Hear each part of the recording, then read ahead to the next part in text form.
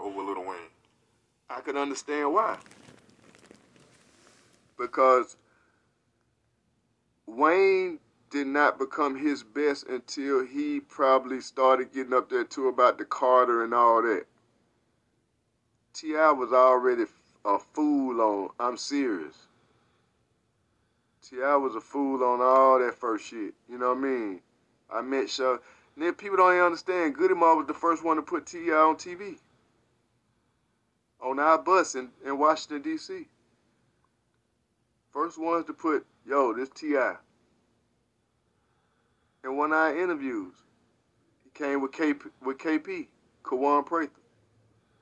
So for me personally, like, yeah, you know, T.I. one of the best, especially from Atlanta. Yeah, he definitely my favorite Atlanta rapper. He my favorite Southern rapper of all time. Oh yeah, he goddamn, man, shit. Tip got some bangers, man. But you see how they try and keep him, you know what I mean?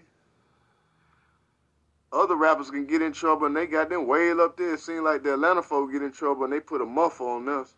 Right. But yeah, man, to backtrack to what you were saying earlier, man, about Big Boy, man, I agree, man. I don't think he get the respect he deserve. And yeah, man, the disrespect is out of pocket, man. Big Boy It's trash. So out of pocket. It's so out of pocket. It's damn near the same shit that went on with EPMD.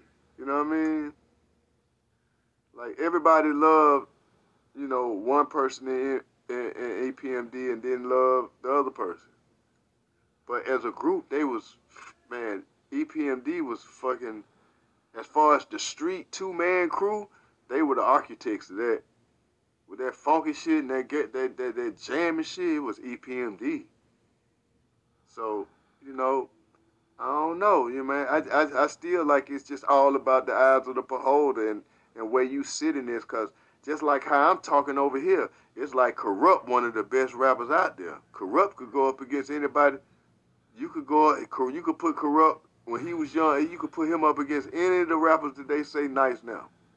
And remember that he did a record calling out names. And nobody ever responded because they couldn't out-rap him.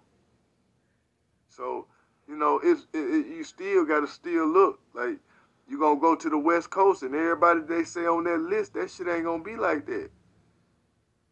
They going to be like above the law. They going to be like, shit, Compton's Most Wanted.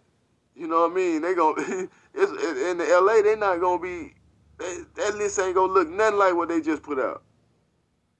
So it's kind of like, it's biased every time it's ever done.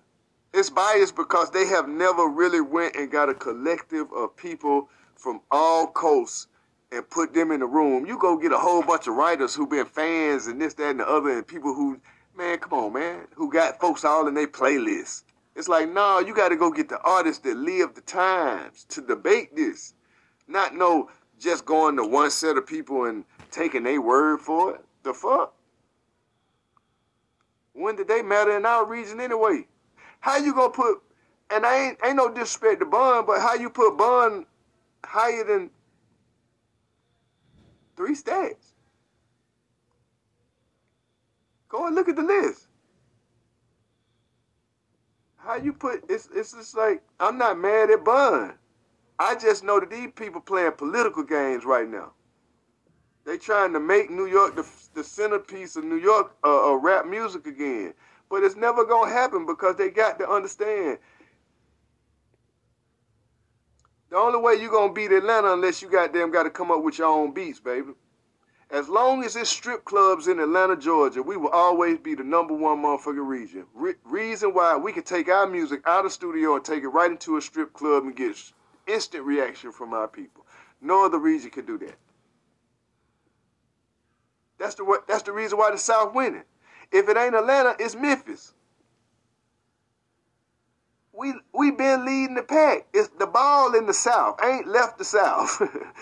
Everybody got little spurts, but ain't nobody. You talking about a consecutive run? Man, that shit is Memphis, Atlanta, Miami.